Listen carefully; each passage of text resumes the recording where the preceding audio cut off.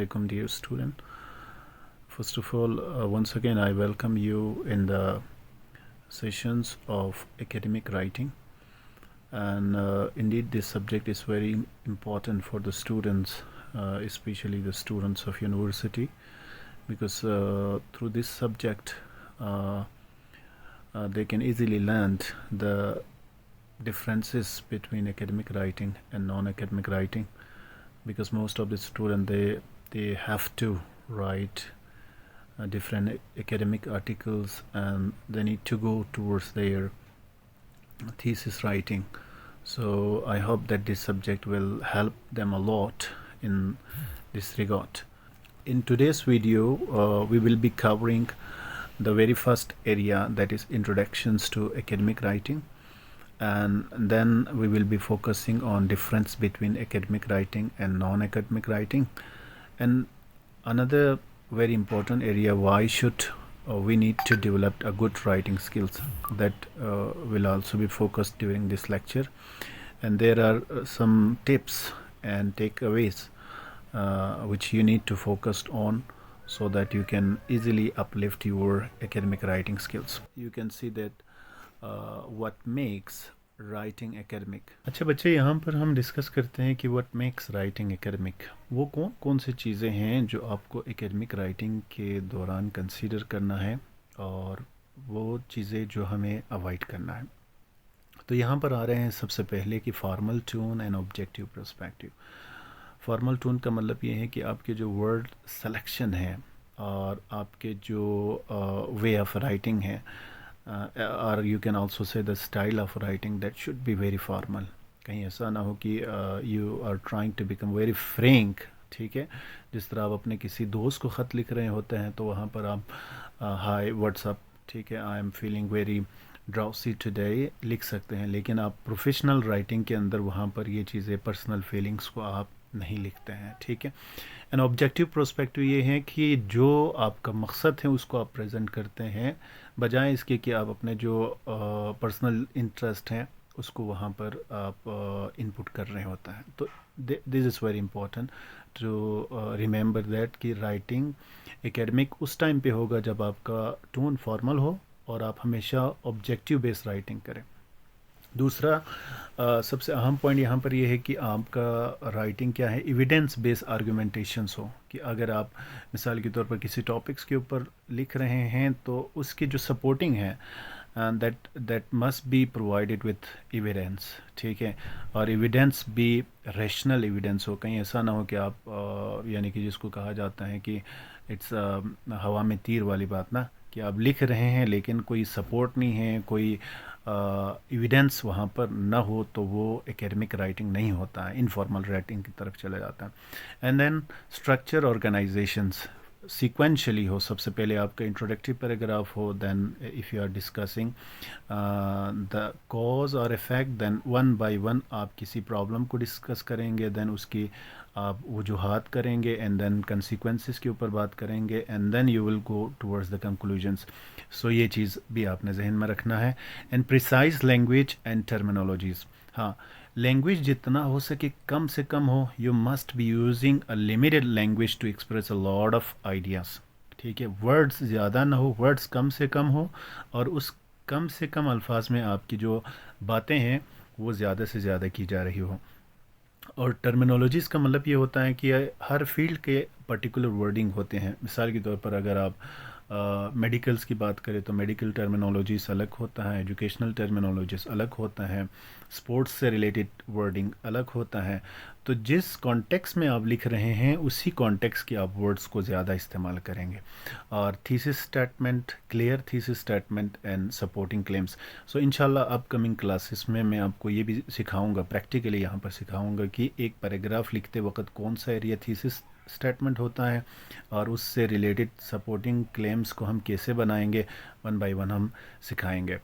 And then citations from credible sources. हाँ, बाज़ वक़्त हम किसी बात को कर रहे होते हैं तो वो उस बात के हवाले से हमें हवाला देना होता है, जिसको साइटेशंस कहा जाता है. You need to give reference. ठीक है, जिसका फर्दर इंशाल्लाह क्लासेस इसी के ऊपर ही होगा, साइटेशंस के अक़साम के ऊपर, कि एकेडमिक राइटिंग में specially in research we utilize APA. اے پی اے استعمال کرتے ہیں. ٹھیک ہے.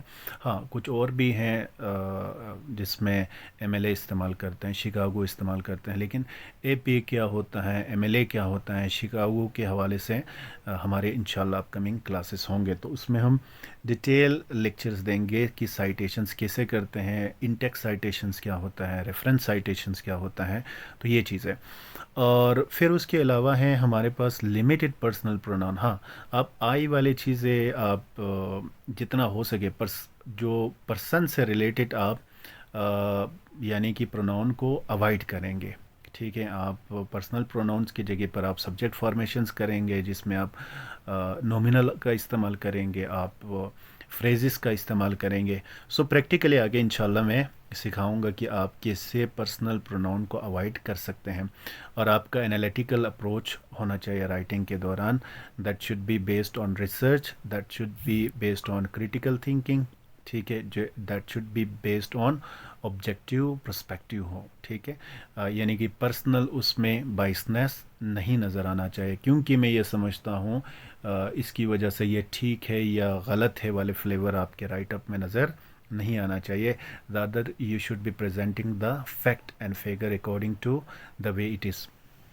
دین ہمارے پاس ہم جلدی کاؤنٹ اپ کرتے ہیں کہ وہ کون کون سی چیزیں ہیں جس کی وجہ سے ہم ایک اکیڈمک رائٹنگ اور نان اکیڈمک رائٹنگ کے درمیان ڈفرینسز کر سکتے ہیں. تو اکیڈمک رائٹنگ بچے ہمیشہ ریسرچ بیسڈ ہوتا ہے, اور نان اکیڈمک رائٹنگ ہمیشہ پرسنل ایکسپیرینسز بیسڈ ہوتا ہے. اچھا یہ چیز ذہن میں رکھنا, ایسا نہیں ہے کہ نان اکیڈمک رائٹنگ غلط ہیں, اکیڈمک رائٹنگ صرف صحیح ہے. It is to different way of writing. Do remember this thing. یعنی اکیڈمک رائٹنگ کے اپنے سرٹین آبجیکٹیوز ہوتا ہے, and non academic writing has its own certain objective. For example, if you are writing a letter to your brother, ٹھیک ہے, آپ اپنے sister کو اگر آپ لیٹر لکھ رہے ہیں تو وہاں پر آپ کبھی بھی ایسا نہیں کہیں گے with due respect it is to inform you کر کے, آپ فارمل لینگویج استعمال نہیں کرتے ہیں. You need to be informal. The beauty of writing letter to your Brother should be informal. Casual language ایسا ہوتا ہے جو آپ کے غیر رسمی گفتگو ہوتا ہے, جو آپ روزمرہ کے ڈے ٹو ڈے لائف میں استعمال کرتے ہیں. اور تھرڈ پرسن پرسپیکٹیو ہوتا ہے یہاں پر اکیڈمک رائٹنگ کے اندر, اور نان اکیڈمک میں ہمیشہ فرسٹ پرسن ایکسیپٹیبل ہے, وہاں پر آپ فرسٹ پرسنس کو استعمال کر سکتے ہیں. اکیڈمک رائٹنگ میں نے جس طرح پہلے کہا, آپ سائٹیشنز ریکوائرڈ کہ آپ حوالہ دیں گے, اور نان اکیڈمک رائٹنگ کے اندر سائٹیشن آپشنل ہے, کہ ضروری نہیں ہے کہ آپ ہر بات کے لیے آپ حوالہ دے دیں, آپ ریفرنسز دینا شروع کریں. جس طرح مثال کے طور پر آپ واٹس ایپ میسیج پہ ٹیکسٹ کر رہے ہوتے ہیں تو وہاں پر آپ ریفرنسنگ نہیں کرتے ہیں, سمپلی آپ سائٹ کرتے ہیں یار یہ بات میں نے وہاں سے سنی ہے, because you are writing some thing there. لیکن اگر آپ ای میل کرتے ہیں اپنے بوس کو یا ٹیچرز کو تو آپ کو پراپر سائٹیشنز کرنا ضروری ہوتا ہے, اور اسٹرکچر فارمیٹ ہوتا ہے جناب. اگر آپ اکیڈمک رائٹنگ کی طرف جا رہے ہیں تو ای میل کے اپنے ایک پرٹیکولر اسٹرکچر ہیں, سی وی رائٹنگ کے اپنے ایک پرٹیکولر اسٹرکچر ہیں, لیٹر رائٹنگ کے اپنا ایک پرٹیکولر اسٹرکچر ہے.